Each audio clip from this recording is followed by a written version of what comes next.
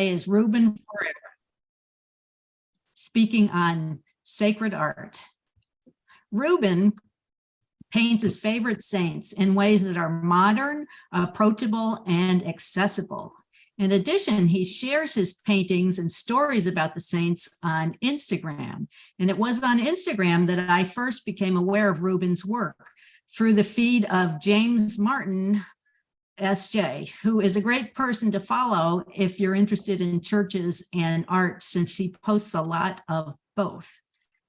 Ruben grew up in a culturally Catholic family in Portugal. He now lives in London, and he was drawn deeper into faith through art. So it's interesting that today he tries to do the same for other people, giving them windows to draw them deeper into faith. And I think we'll let him tell the rest of his story. So welcome, Ruben. Thank you so much. Thank you all for being here. It's amazing to see a few faces. It makes me feel less lonely doing this presentation and more as part of a family, or at least people that share faith. So thank you all for the invitation. I was really looking forward to it. I start by making a few disclosures. So English is not my first language. So if I do make some mistakes or grammar mistakes, I do apologize for that in advance. I hope you can still understand English as it is. I may use the accent of British English as I'm living in London. So I will try to be as clear as possible. But if any doubts arise, do please let me know, and I will try to clarify it. And also I share the house with two lovely dogs. So if you hear barking, it's not me, it will be the dogs. Okay. So don't be scared. And again, yes, thank you for the time that you took to be here and listen to me. Hopefully we will have a good time together. So I will start sharing a few screens, at least a presentation. So I have some guide and you can see some images. Can you all see the presentation? Yes. Perfect. So you have there my social media on Instagram and Twitter. I also have Facebook. If you are not following me, if you want to have a look on my social media, please do so. So we can start a conversation about any painting I'm not going to mention, but you still would like to know a little bit more of that in the end of this conversation, as we will have space for question and answers. So go into the social media, and if you see any painting that I don't mention, but you would like to know a little bit more about it, do let me know in the end of the presentation, and I'm more than willing to start to share a bit of that with you. As I was preparing for this presentation, this gospel passage came to mind. And please don't roll your eyes as I start speaking about the gospel. I know it's not Sunday, but this came to mind a lot through the last few days while I was preparing and praying about this presentation. And it's a parable that Jesus is telling a few of his followers about a man that was giving a huge banquet, and he invited a large number of people, and you will be familiar with this. And when the servants go to tell people to come, they start making excuses.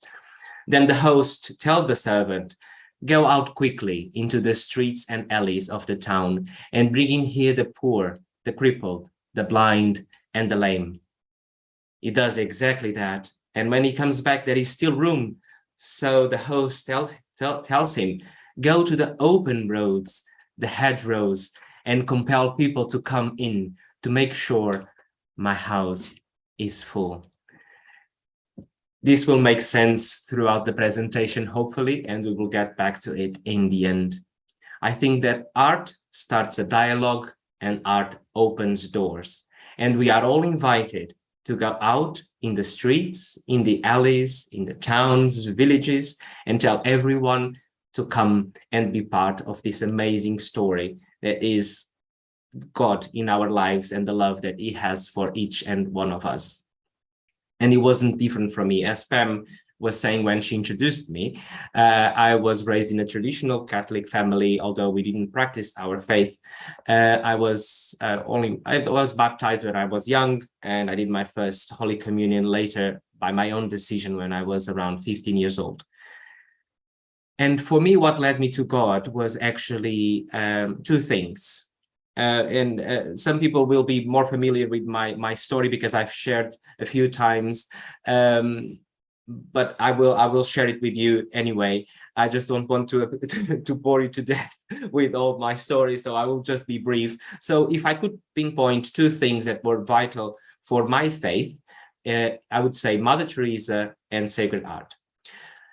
Mother Teresa was the first door that was open for me to the reality of God. I was a teenager, and back then, oh my God, when I look back, I do realize I'm getting old. Back then, we didn't have internet or social media or TikToks or Netflix to binge watching. So I was just sitting in the couch, zapping, and a movie was about to start, and was a movie about Mother Teresa. I didn't have anything better to do, so I just said, okay, let's just see the movie. By the end of it, I was gobsmacked by how can this woman give up a comfortable life to dedicate all her efforts, all her life to the poorest of the poor in such repelling situations, disgusting situations. I was really upset about it, because how can she do this by the sake of this Christ? Who is Christ anyway? I remember going to my mom after the movie, and she wasn't even sure if Mother Teresa was still alive or not. So I started my own investigation, and obviously by looking into Mother Teresa's life led me to look into other saints' lives as well.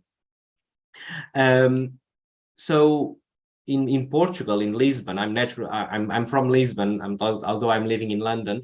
Back then, when I was in Lisbon has beautiful churches. Downtown Lisbon, each corner you'll have a church beautiful than the other, more beautiful than the other, with beautiful altarpieces, with beautiful art, beautiful statues, and that started to fascinate me. At this time, I was in school. I was going through some dark period of my life, so school wasn't great for me. I wasn't a great student. I was good at arts, but everything else I was just okay. I was bullied a lot, and I was kind of a dark place. So art was for me the only thing that was uplifting in school. It's a shame that sometimes the only thing we are good at in school, it's not valued by the society. So we start feeling that we are not as worthy as others. So art and faith for me started to go hand by hand. When I started seeing the pictures of the saints and the paintings of the saints, I started inquiring who were they. And like it happened with Mother Teresa, I would look at saints losing their heads with arrows all over their bodies, with going through so much tortures and still not renouncing to their faith. That led me to know Jesus and to know God. So the saints still play that role in my spiritual life today. I couldn't have a faith without the saints, and I'm deeply grateful to all of them. So for me, this period of my life, art came as an open door for God to come into my life. I like this quote of Pope Francis: "The role of the art is to put a thorn in the heart which moves us to contemplation, and contemplation puts us on a path." I would never think in a million years that through art I would be here today speaking to you, or speaking to so many people through my social media, and touching so many lives through art. And see, this is really amazing. When I look back, if I would tell to my younger self, I wouldn't believe. Art is really something powerful and so important in our days. So here you see one of my earliest works as I finished the secondary school. That was the painting that was displayed as the year finished. So that was an exhibition for all the students that attended arts in secondary school. And And then you have a more recent painting that was shared in the invitation for this webinar by Pam. It's a panel that is now in a church in Portugal and was sent there in 2021. So throughout the pandemic, I was working in that altar panel. So there's a huge gap between both works. But since the first one up until today, art has been playing a pivotal role in my life. Art and faith are linked. And for me, praying is painting, or painting is praying. Some people ask me, where does your motivation come from? My motivation comes from relation. It comes from a relationship. So if I read the story of a saint that really inspires me, for me to feel more connected with that person, I will paint them. I will paint her or him. Painting is contemplation. Painting is not just a photograph. Painting requires prayer, requires reading, requires going deep into the soul of who we want to portray. So painting for me is contemplation.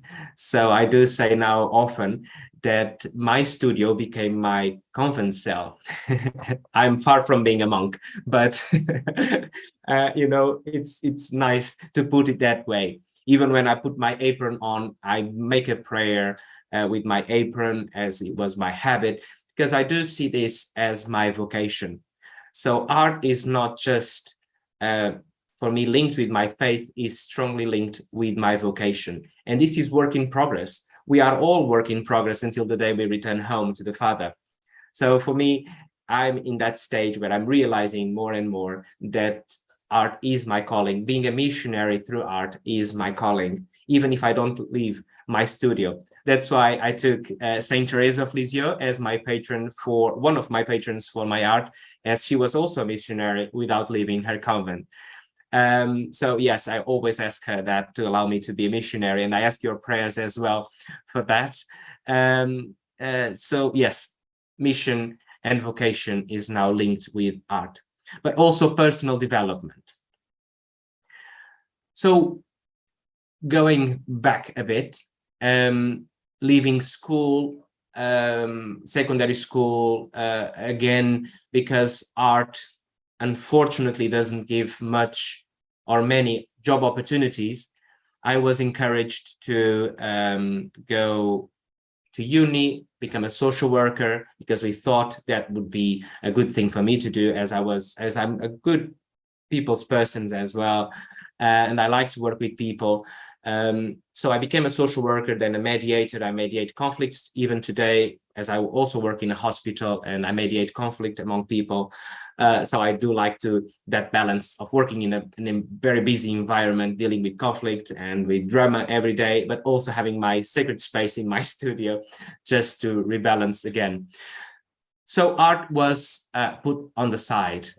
I was only doing it as a hobby, and I was not finishing any of my paintings because, you know, if they are not finished, you are not accountable for the final result. So I was simply leaving them as they were. So I was not committed at all because it was seen as a lesser thing to do, you know, not as valued as other activities that I could be doing. But, you know, I always have an interest in art. So I had my best friend, she told me one day, she met an artist, a Portuguese artist, and she told me, why don't you go to her studio just for some classes, and you can pick up on those skills that you also have, and she perhaps can guide you. And I thought, I'm not sure, I don't know. It's okay, you know, when we are in our comfort zones, we don't want to leave because comfort zones are great, although nothing grows there.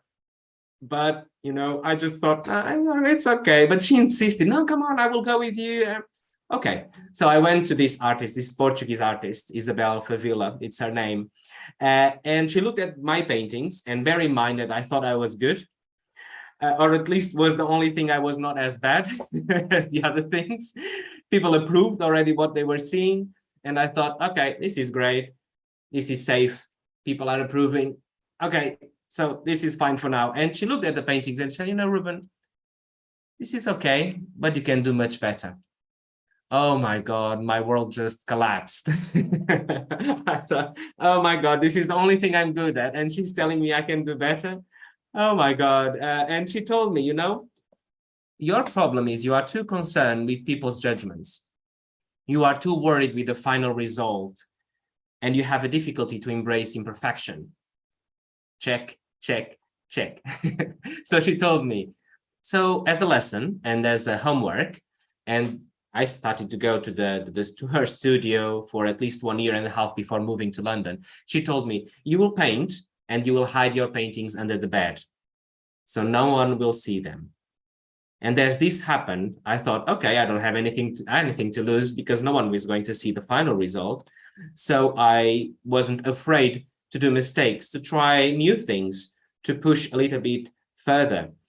And you have 3 Mother Teresa's here, and you can see the progress that this inspirational technique or this inspirational guidance from the artist Isabel Favila had in my life. So embracing the imperfection is not just good for our techniques, for our work, it's good for our holiness. If we are told that we have to be perfect, and if we aim for perfection every single day, oh, it will be exhausting. It will be exhausting and it will be frustrating because perfection is something for God alone. We are all imperfect people, and as artists, we are also imperfect as well, and our works will be imperfect. And you know what? In the end of the day, that's not what matters. What matters is the passion that you put in what you do. Be passionate about whatever you want to go for, and the results will come after. Even if you want to be a saint, if you want to be a better mom, if you want to be a better priest, if you want to be a better artist, aim for your passion. Aim for the daily passion that you can put on your work. Don't aim for perfection, because we will fail and you will feel, okay, this is not for me, I will give up. So yes, learning to embrace imperfection, it's really important. And it's always what I tell people, because if we only focus on the perfect result in the end of the road, we will lose the meaning of each small task that we have to do. This is me in my studio in London. As I moved to London, I started seeing painting and being an artist in a more serious, committed way. And again, as I mentioned, painting for me is praying. And people may think, oh my God, when Ruben looks at the amazing paintings he does, perhaps he will feel connected with God. You know what? Most of the time I feel connected with God when the canvas is still white, is still empty. When I'm preparing my palette, when I'm preparing each oil that I'm going to put in the palette, when my table is a mess, I'm connecting with God.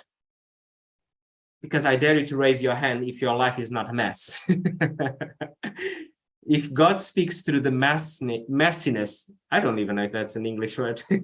If God speaks through to the mess that we have in our daily lives, when we face traffic, when we face problems at work, when we go home, when we come home from work and the kids are shouting or we are running out of patience, everything looks like a mess, but God is still speaking to us through that mess.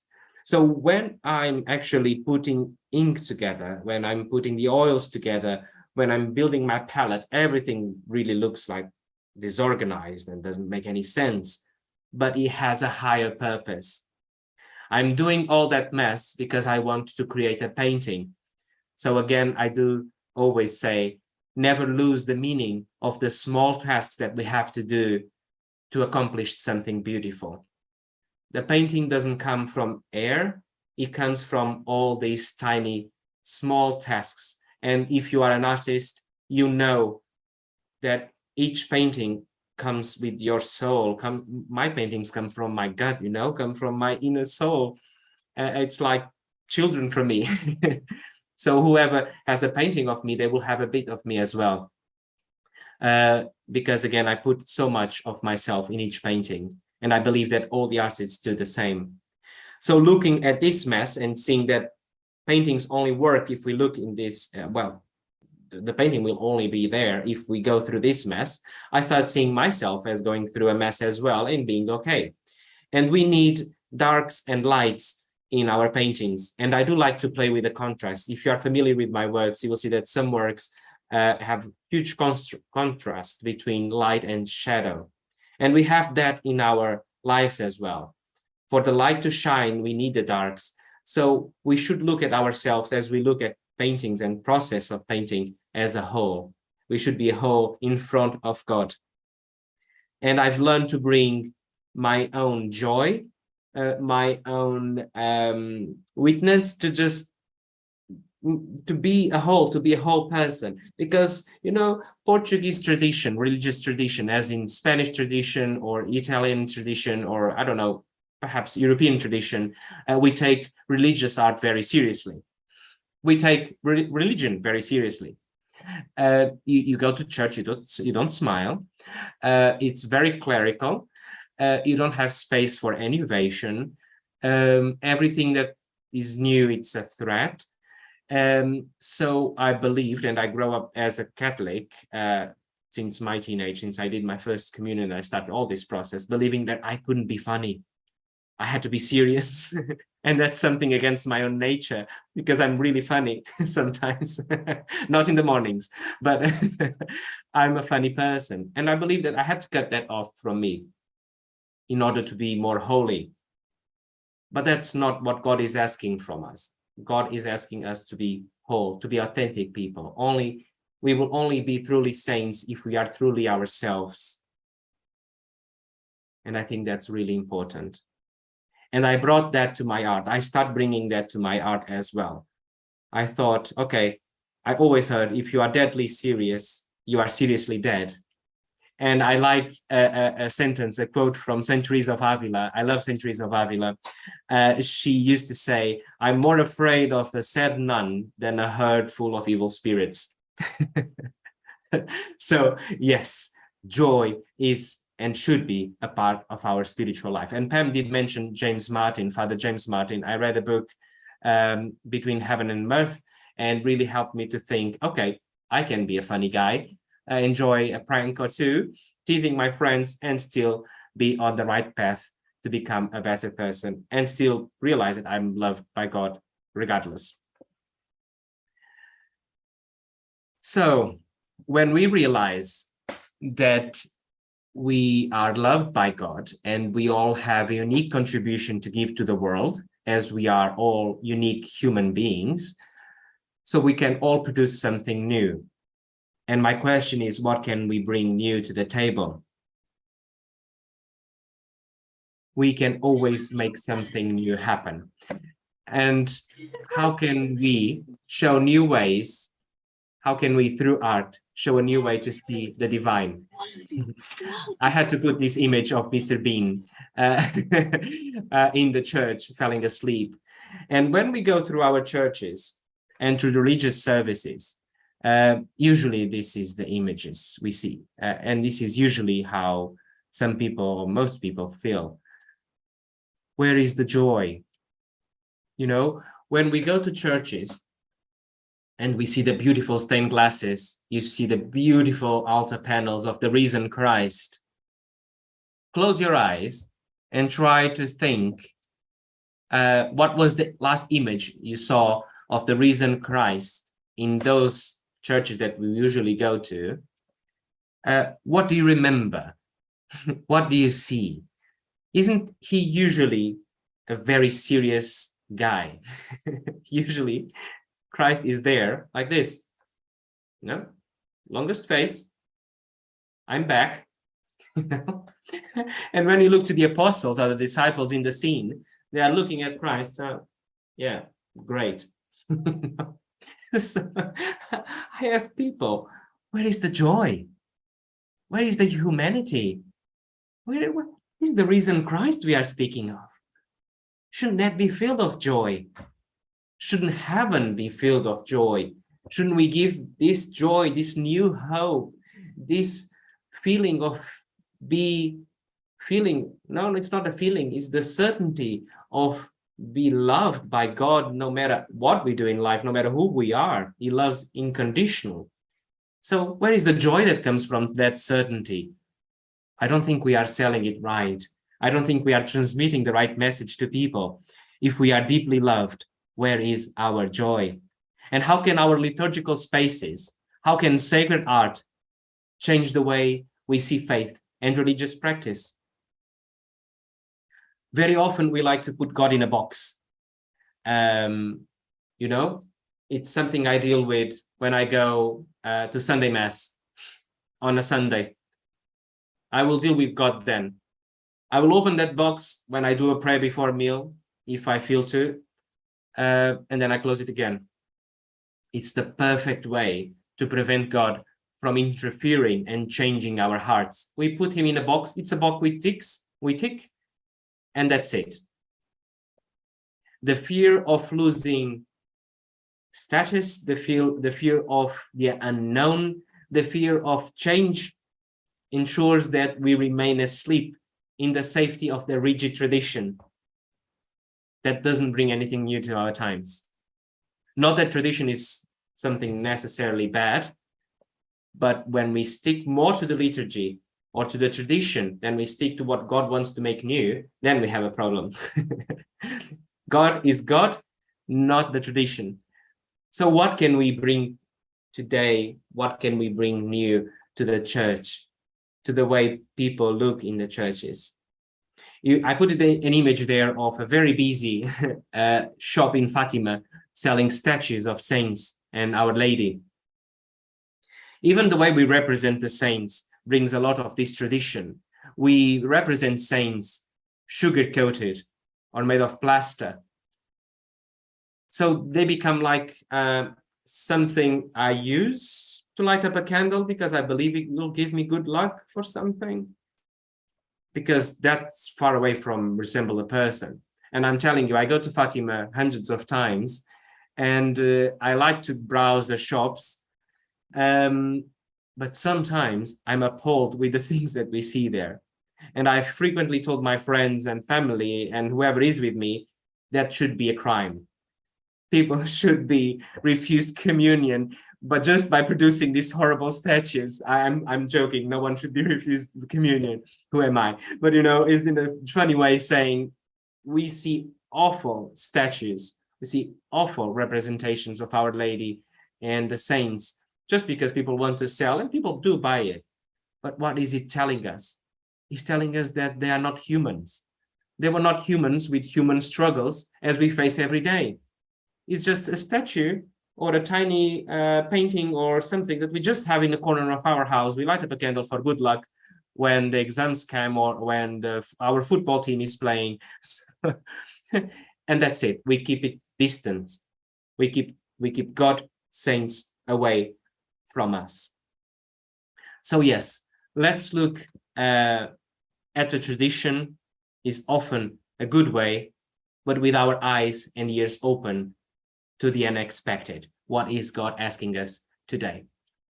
So I bring humanity to sacred art. And I think we should all bring that to the table.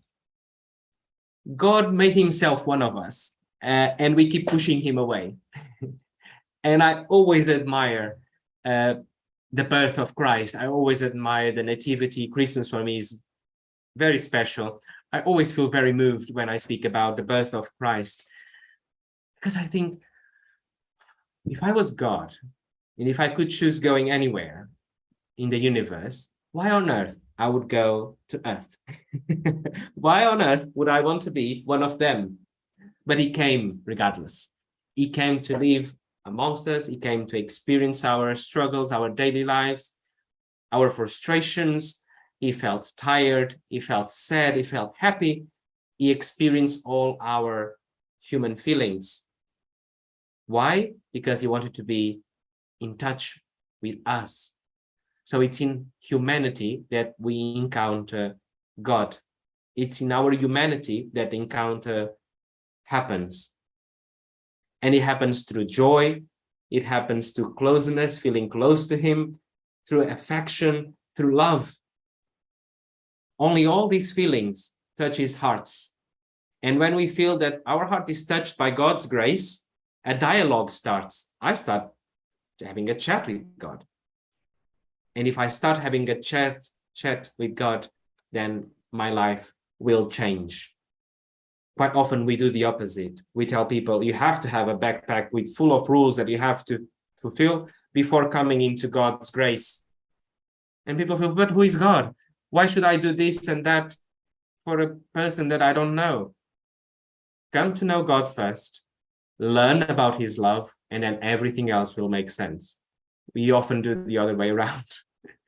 So I'm now going to start showing you a few of my paintings, and I hope I'm aware of time. I hope I don't delay myself too much on them. If you want me to go back, then you can tell me in the end, and I will go back just to speak a little bit more of one on another. Showing humanity is not just about showing joy. It's about showing human emotions in a way that when people look at the saints, they stop scrolling and say, oh, this guy looks like me. Oh, this guy is laughing. Oh, this guy is actually surprised. For you that are familiar with social media and the times we live in, social media is a field for evangelization. It's where hundreds of people are, and teenagers and people all over the world from all ages, and you are scrolling. What can we do just to make them slow the passing of the image, to just see something new? What can we bring that will slow people from scrolling and actually paying attention to what we did? And I've learned, because we are always learning, we are always students, and I learn a lot from people, that these human emotions actually strike a chord. They want to know more. They want to know why this guy looks surprised. They want to know why this guy is laughing. And then a dialogue happens. Yes, you see? So suddenly we are speaking about God and the lives of the saints to a person that is not even religious, or perhaps it's from a different religion tradition, but they want to know more because art does open doors. So I did this Thérèse of Lisieux because it's not just about showing something new, it's about representing in a new way what is already known. Usually Thérèse of Lisieux is portrayed in a very sugar-coated way. When I was finding faith and I was going through the lives of the saints, I thought that Thérèse of Lisieux was a vain girl, a vain, spoiled girl. I didn't know anything about Thérèse, but that was the impression I was getting from seeing her images, her representations, with all those fluffy flowers. And, you know, I understand perfectly the context of her religious representations. But back then, I thought she was just a spoiled girl. And God forgive me, and she forgive me as well, because that she's far away from that. But this image that was built about Thérèse damages what she really was. People think that she is just a naive girl, and she is deeper than that. So I did this representation of Thérèse, showing her in a different perspective. Some of you may be familiar that she went through the dark night of the soul as well. As she was dying, she had a struggle with her own faith. This is not something we often share about Thérèse, but it's so important for every one of us because we also struggle with our faiths. So looking at her as someone that also struggled will make us feel closer. So when I did this painting, I was struggling with my faith. For me, God seemed to be dead, absent, when I was really I needed a sign. And Thérèse held my hand and said, don't let go my hand, the resurrection will come. But I wanted to portray all what I was going through and feeling linked with her own struggle to find faith as well. At a certain point in her life, this painting came through.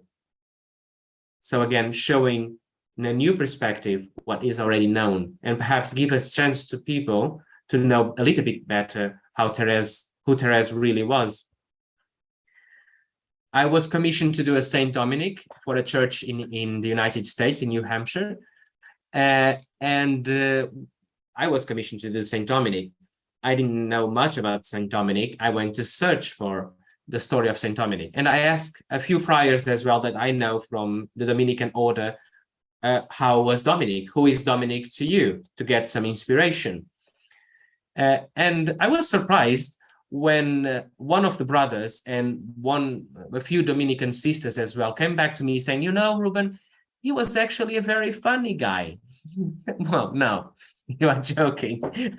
I thought to myself, if you do a quick Google search of Dominic, you will see hundreds of paintings and icons of Dominic, and in none of them, this guy is smiling or laughing, nothing. Is really deadly serious. And I wonder, if he was a preacher that moved so many people, how could he be a grumpy guy? I wouldn't follow a grumpy guy, neither would you. So where is the joy of Saint Dominic portrayed around hundreds of years of sacred art? They were nowhere to be seen. And actually, I got a description of his earliest biographies that actually attested that Dominic was funny. He would say a joke, he would play a prank. And I thought, okay, this is something to show, this is something already known that we can show in a new way. And this painting came and had a huge positive feedback with a laughing or a smiling Dominic. The painting in the middle, it's one of my most controversial paintings. It's St. Thomas, the Apostle. And I say controversial because, again, Father James Martin and a few of the Jesuits followed sharing this painting on social media. Social media improved lately, but back then, I would say 2 years or 3 years ago, the backlash I received was quite upsetting. I had people calling me an heretic, and I should be ashamed of myself of portraying an apostle in such a mundane way. I should be ashamed of myself, and I shouldn't paint at all. This was messages I received, but that's fine because the positive side of it was much bigger and overshadowed all this nastiness that I received over the painting. And I wonder why are people reacting to him in such a negative way? Again, because by seeing yourself in Thomas, you see yourself in a position that you are facing Christ. You are not just a spectator of the Gospels. You can actually be in the Gospels. You can interact with God. You can interact with Jesus. You can interact with the apostles. And suddenly that starts changing your heart, and you don't want that. So you want God in the box. When I did this painting, I thought to myself, if my best friend in the world would be dead in the most awful way and risen from the dead, and if he would appear to me, what would my expression be? This would be my expression. Wouldn't it be yours? Would it just be with those closed faces that we often see in sacred art? Oh, yeah, there you are. Or you will actually be surprised. So I wanted to portray that surprise to remind us today that Christ is still alive. Jesus is still risen, and he's still making new things. He's still surprising us. He is the God of surprises after all. And there is another thing on this painting. I often ask people, where is the risen Christ in this painting? It's in us. Christ is in our heart as risen Christ. Thomas is looking at us, seeing that Christ alive in us. Gives a powerful message. And yeah, again, some people will like it, others not so much. But I think that by generating controversy will open, even so, we will open doors to dialogue if it's made with respect, obviously. I think that's always a good thing to keep in mind as well. Again, going back to joy, When I did this Risen Christ, I was going through some long sickness. And this was the only painting I did in 3 months, I think.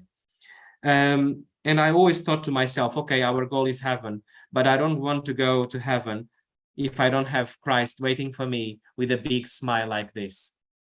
I want a Christ waiting for me in a way that makes me feel comfortable for arriving back home.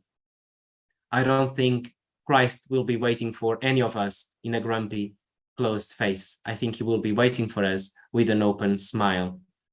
And I wanted to show that to the world. That was my personal feeling. This painting of Mother Mary, I'm just doing it. It's just behind me. It's not finished yet. But I wanted to show you because it's linked with the joy that I want to portray. Mother Mary, usually, especially for me, coming from Portugal and having the image of Fatima involved in a very clerical, formal way, I always saw Mary in a very distant way. I always struggle to feel close to Mary because, you know, the devotion to Mary is so big that, yeah, sometimes she's pushed away from our daily lives. Difficult for us to think that Mary cooked or Mary swept the floors and Mary did the beds. If we reflect on that, we will feel her close to us when we are doing our daily chores. That's how we transform our hearts and lives. So I saw the movie of Fatima, the recent one, and I saw for the first time a representation of Mother Mary in Fatima, so close to the little shepherds that it broke immediately my image of seeing Mary as a distant mother, a cold, distant mother. And finally, I had a breakthrough and I could start painting Mother Mary with a smile as well. And I'm always very close to Guadalupe because of everything Guadalupe represents. So I'm working with those colors representing Mother of Guadalupe. I always thought to myself, I want to paint Jesus and Mary in a way that people can just pull up a chair and feel they can just start having a conversation with a friend.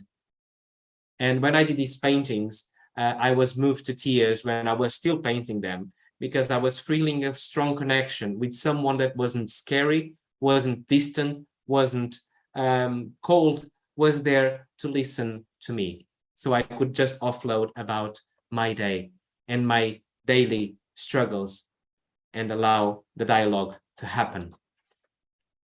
And again, it's important for us not to shy away from tenderness, from love, from affection.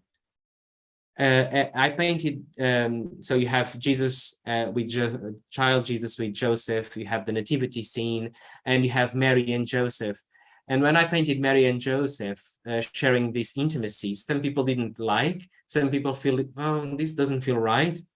And I wonder, why doesn't it feel right? They were the only ones knowing what God's plan was for humanity for a brief period of time. Mary knew she was pregnant. Joseph had his dreams. In this moment, they are sharing the joy of knowing the coming Savior. Is this so hard to believe that it happened? Why do we struggle to see happiness, joy, tenderness, affection in the lives of the saints? Because we don't want to see ourselves in those lives. So we just think it's all very cold and distant. Pam, you did ask me to speak a little bit about my process. When I was commissioned to do the coronation of the Blessed Virgin Mary, I used life models, and you have here my wonderful friend Teresa, and you have Francesco as well. They were from the parish where I was going to, and you have my lovely dog Clara as well posing for the painting.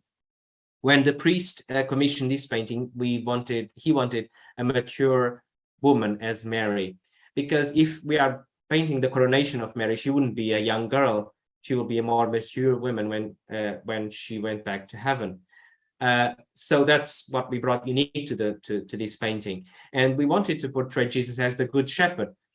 And the priest said, well, we need to have a shepherd dog. I said, well, we are lucky because I have a shepherd dog just here. Clara is a border collie. So she was the perfect model to pose guarding the sheep of the good shepherd. It was, and my dad shows in one of the pictures as well, as he was a window dresser. So he was very good arranging the drapes, arranging costumes, and he helped me in that session with the models just to make sure we had all assembled in the most beautiful and harmonic way. And this was the final result. So this priest is a close friend as well, and he has tremendous good taste in religious art. So this one, you had the before and after with the painting in the middle. Another painting I did with a life model was Ignatius of Loyola. I attended mass here in London, in the center of London, and I saw one altar server, Jonathan, that I told my partner, I told my partner, this guy looks like Ignatius. I have to ask him to pose for me for something. I was waiting to paint Ignatius for a long time, and suddenly there he was. So yes, I asked Jonathan to come and pose, and again, Clara there in the picture, just making the model feeling a little bit more at ease. And this was the final result, and I have more paintings to come from that photo shoot. This was another life model that I used to paint the Sacred Heart of Jesus as well. Greg did a series on Jesus' life for the History Channel, and I reached out for him, and he agreed to come and pose as Jesus again. Again, let me be. Oh, okay. I'm running out of time, so, unfortunately.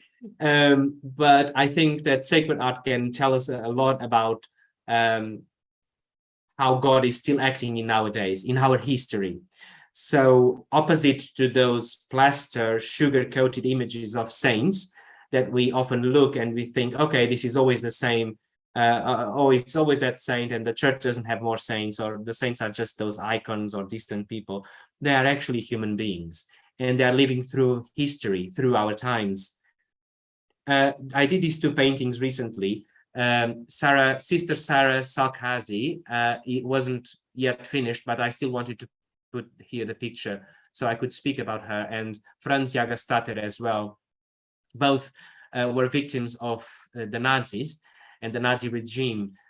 Sister Sarah was a misfit nun, wouldn't fit the mold, but she was such a strong woman, again, such a happy person, a smoking chain person.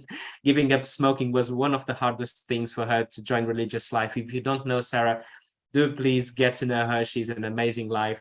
She's here for all the misfits of the world that struggle with holiness.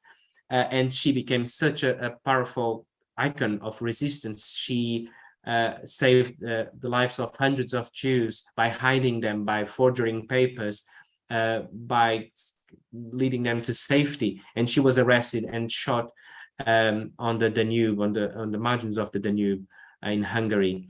And this is the moment I wanted to portray of her arrest, and she wouldn't break her joy, because people often say that she was known by her smile, by her laughing, by her joy. And again, an advantage that painting is not a photo, we can actually add a narrative to it.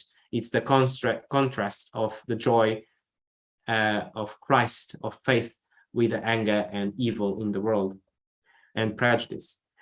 And Franz Jagastater, as a layman, also an objector of conscience, he wouldn't fight for the Nazis, and he was beheaded. He had a wife and 3 beautiful children. There is a wonderful movie about his life, The Hidden Figure. I think that's the name of the movie. If you haven't seen it, it changes lives as well. And we need more lay people in sacred art. Youth, we need youth in sacred art as well. Pier Giorgio Frassati, Carla Cutis, The Little Shepherds of Fatima. Carla Cutis is one of my most popular paintings. It's very contemporary. You see Carla Cutis in his training suit with a PlayStation remote, but with the Blessed Sacrament that, well, was the center of his life. And suddenly we can start a dialogue with young people about holiness. So yes, again, I would start a whole new conversation just around this, but I must be aware of time. The Little Shepherds of Fatima, if you scroll and see some of their pictures, they will always look very grumpy. Again, they saw hell, so I can't blame them, but I think we have to lighten up their expressions so we can not scare the kids, but actually start a dialogue with children as well about holiness. Who is missing from sacred art. And I'm close now to the end. As I moved to London, the reality of the church changed for me. Someone asked, and I was just having this conversation with my parish priest this Sunday. I'm not sure if he's logged in, but he's a great man. And we were speaking about diversity in the community, in the parish community I attend now, and in London in general. And one day someone asked him, how is the Catholic Church in London? And someone replied, it's like the tube, it's like the subway. You see faces from every corner of the earth, people from all ethnicities, all cultural backgrounds, all colors, all genders, all dressed in the most extravagant way. This is the Catholic Church in London. It's diverse. We should embrace diversity in our sacred spaces, because knowledge is a blessing as it is a curse. And a lot of what the movement of the Black Lives Matter brought, and the death of George Floyd, and all the realization of the white privilege, we thought, okay, I made my personal reflection on this. And again, it's a curse and a blessing, because it's a blessing because we start seeing things as they are, and in a different way, in a new way. And it's a curse because you can never go back to what it was before. So as I go around now and visiting the churches again, and I was just recently in Italy again, when I go to Portugal, when I go around here in London, I look at the paintings, I look at sacred art in churches, and I cannot stop seeing the amount of people that is missing. So if you go to the subway or to the tube, next time you go there, look around you and reflect who is missing in our paintings, in our narratives, in our, hagiographies, the lives of the saints. Who is missing? It's not because people don't exist that are holy and they are diverse. It's just because we don't speak about them as much.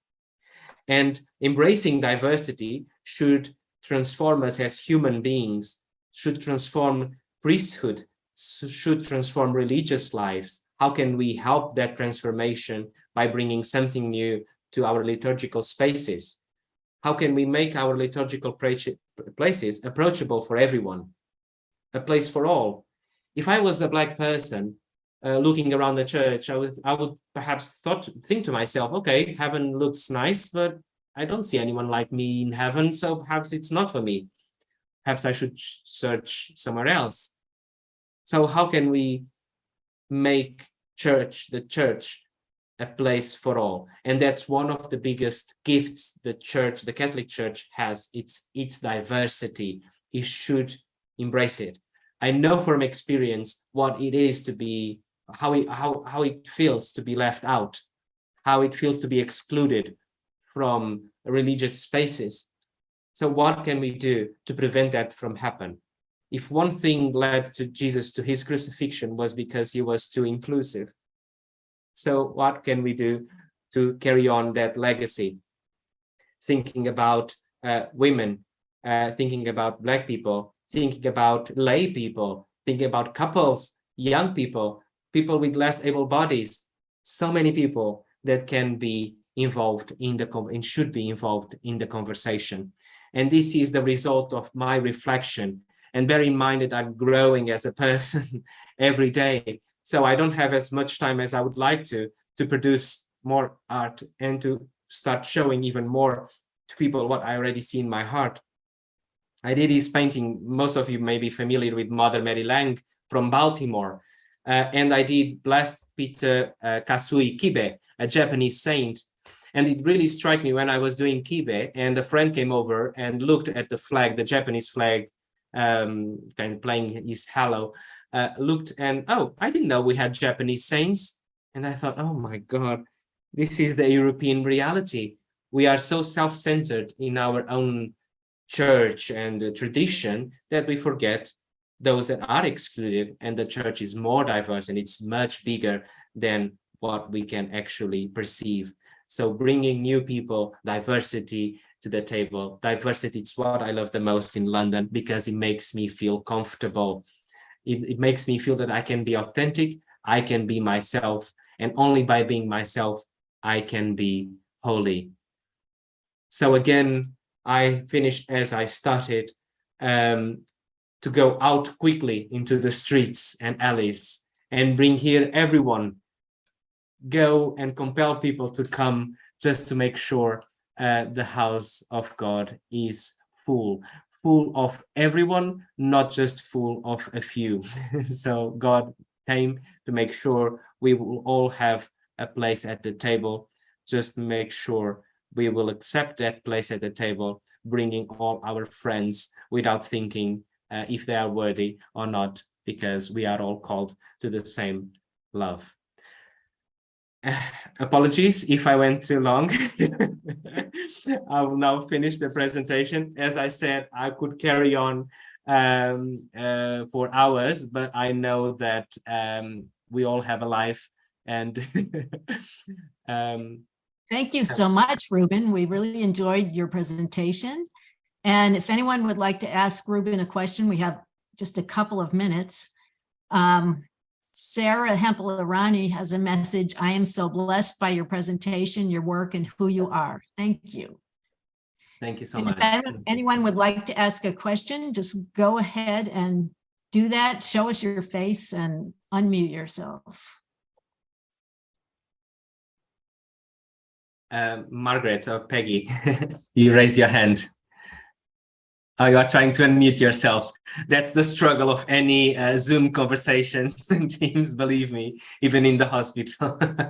Here I am. Okay. Perfect. I'm wondering whether you're considering painting a Black Christ or perhaps an Asian Christ, and because there's a long tradition across, well, not a long tradition, but a tradition since the church has spread out of Europe of depicting Christ as one of us in Africa or one of us in Asia. And so I'm wondering whether you have that in mind too. Thank you so much, Margaret. Definitely, I want to change that. It's definitely in the plan. I have a plan to do a few suppers, only with Asian saints, only with African saints, or a mix of both. People from all over the world. I want to build and to paint diverse suppers, and I want Mary and Jesus to reflect that diversity, for sure. Definitely away from the white, pure white, blue eyes, blonde Jesus that we are being sold throughout these centuries. Yes, definitely, it's in my plans. Keep me in your prayers so I can prioritize that and be faithful to what I think it's true. One of the things that has impressed me about your work is that you actually do try to show Jesus and Mary as if they were the people that came from the part of the world that they did come from, which I think often our art doesn't do. It does, as Peggy says, put you in the place where you live. So we have so many Northern European Jesuses and Marys, and I love that your people look more like Middle Eastern people. I think that makes them more compelling and believable. Thank you, Pam. I don't know if you can see there in the corner, I have actually Saint Joseph made, and the model I used was actually a Taliban, an Afghan Taliban. Not that I want to portray Joseph as a Taliban, away from that, but he really had the colors and the costume that I thought it would be suitable to make a more realistic Joseph. Some people told me, oh, you shouldn't be doing Joseph like that, because, well, the models I use is my own choice, and I do believe I'm not reinforcing, because it's not his face, actually, it was just based on. But again, the importance of representation and being accurate to what historical they may have looked like is halfway through truth and what we want to show to the world. Could I ask another question? Yes. I'm wondering if you could tell us what artists have been an influence on you that you particularly admire. Thank you, Margaret. I draw my inspiration from the classical Spanish painters, Mostly, I would say Van Dyck as well. I would say Van Dyck. I would say Velázquez. I like Murillo as well. So I do draw inspiration from them. Currently, there is she paints icons. Kelly, I cannot remember her surname. Kelly, she has a social media account as well. Father James Martin does publish a lot of her paintings, and she does icons with a theme that I really value. She does Dorothy Day welcoming Christ and Joseph and Mary as homeless people. She appears Dorothy Day again with Jesus as a homeless person, and I do love the thematic, although the technique is not the same as I do because it's icons, but I do love. I will search for her name and I will tell in a minute. But thank you, Margaret. We maybe have time for one more. Anybody? So her name is Kelly Latimore. Latimore, yes, Kelly Latimore icons. Lovely themes. Oh yes, Gail is just showing a postcard of the painting I was just mentioning. I have it on my desk. Oh, lovely. See it very well. Lovely. I wanted to make one quick note because I have a small screen. When you showed the image, I love the images. They're very surprising. I like, and the one that surprised me the most was the young athlete who was sitting there in his running clothes, and I didn't recognize the things he had in his hand, but when I first looked at it, I thought it was Joan of Arc. Oh, really? Sitting next to her, you know, just relaxing, sitting with her sword, with cropped hair. And I thought, oh, well, that's my eyeballs looking at strange things. But I thought you could do a really nice Joan of Arc as a teenager. Yes, definitely. You know, there was a very controversial play here in England, in London, in the Globe Theatre of Shakespeare, about Joan of Arc that was portrayed by a transgender person, and it created a big mayhem. I went to see the theatre and I loved it because I think we should have an open heart. I don't think it's about for me saying, oh, it's about being open to what is actually new, what are people bringing new to the conversation. And I really enjoyed seeing Joan of Arc portrayed by a transgender person, and the theme and the dialogues, everything was beautiful. I may not agree with everything, but that's not the point. It's not the point of me agreeing or not. It's being open to new things, to new inspirations. Either we agree or not, we should always have an open heart to what is being shown, so we can learn, we can grow, and we can do new things and bring new things to the table. I'd like to finish with a comment from Linda McRae, who says, to paraphrase Mother Teresa, you are a pencil in God's hand. Oh God, thank you. Thank you for your presentation. Thank you. Do keep me in your prayers. Thank you so much for having me. It really makes me feel alive and worthy of being in the church and doing this mission, and it wouldn't be possible without all my followers and every one of you encouraging me every day to go further and to carry on going. So thank you so much. Thank you. Thank you. Bye, everyone. Bye. God bless you. Thank you. Have a nice day. Thank you.